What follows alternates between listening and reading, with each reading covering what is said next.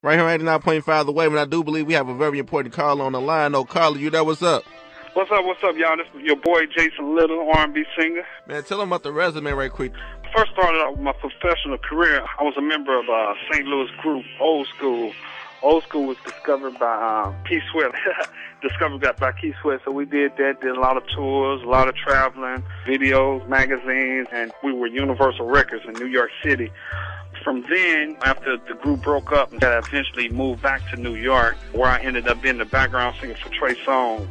You know, traveled with Trey and done shows like St. Louis at the Apollo, Soul Train, and right now, working on my solo career, trying to get that pop. So you've been in the game for a while right now. So what are the things you learned in the music business so far that you can give the audience some insight on? One of the main things I can say is be yourself. You know, don't get caught up in, you know, in this business, it's a lot of people that try to twist you, try to get you to do things. I would say just keep it real and keep going no matter what. Don't give up. You know, I had a lot of people tell me that I couldn't do it. I was just too this. I was too that. You know, just keep going. You know, keep doing it. You know, and get a good lawyer. You know, it's very important. Like, who are you at right now as far as your label situation, and when can we accept the full project? Well, we're working on that now. I ended up doing a deal with this label called 22 Recordings. They distributed by Capital EMI Label Services. We're just really trying to coordinate with the labels. It's a few people on the roster. They got Lil Flip, they got Cassidy. They have Donnie Klang, and they also have Q from Day 26. So I'm just trying to really see where I fit in. And I don't know. I'm really trying to find out. You know, so far, you know, a lot of attention hasn't came my way. It's been going to other artists that's on the situation. So I don't know. I'm just working.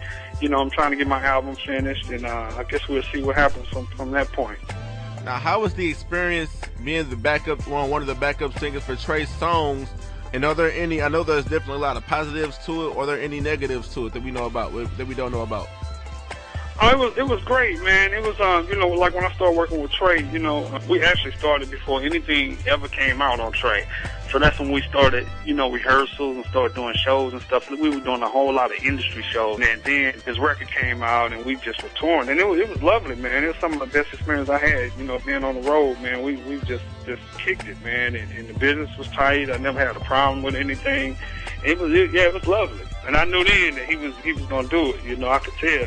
You know, because the dude is like, every part of his business, you know, he got something to do with it. And he's just a really, really hard worker. I was like, Dad, this dude go hard, you know, because I never seen him complain. You know, he was just grinding. No sleep.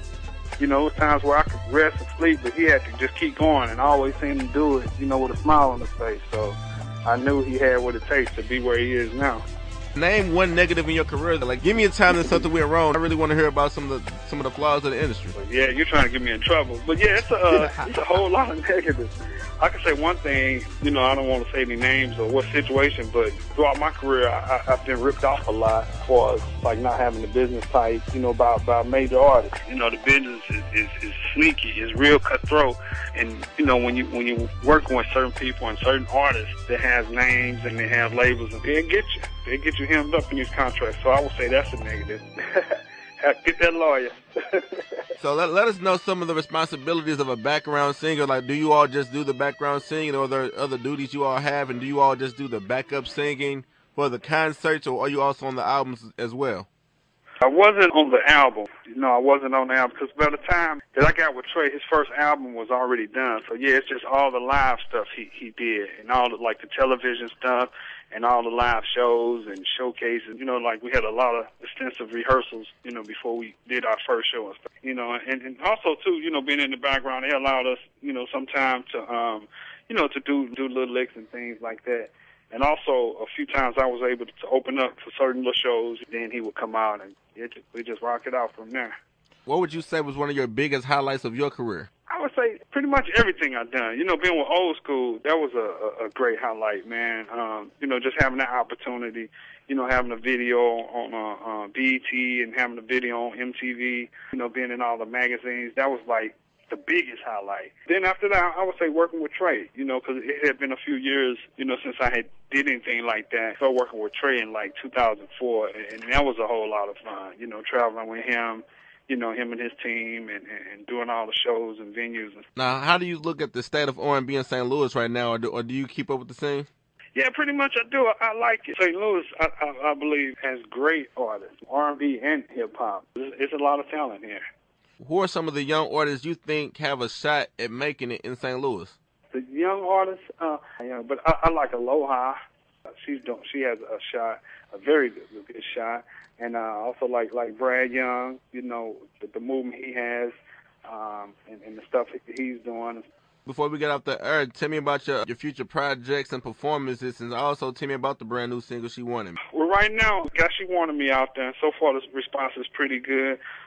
All right, great. And how can people find you online or in general? You can hit me up on Facebook, it's The Real Jason Little, and on Twitter, it's at I Am Jason Little. Now we're about to get into this single right now, though. Like, She Wanted Me. Like, does she not want you anymore? What is it about? No, it's just something I wanted to do because, you know, I'm kind of known for doing a lot of R&B ballads, so I kind of want to do something more tempo. And it's just a real simple story about this guy.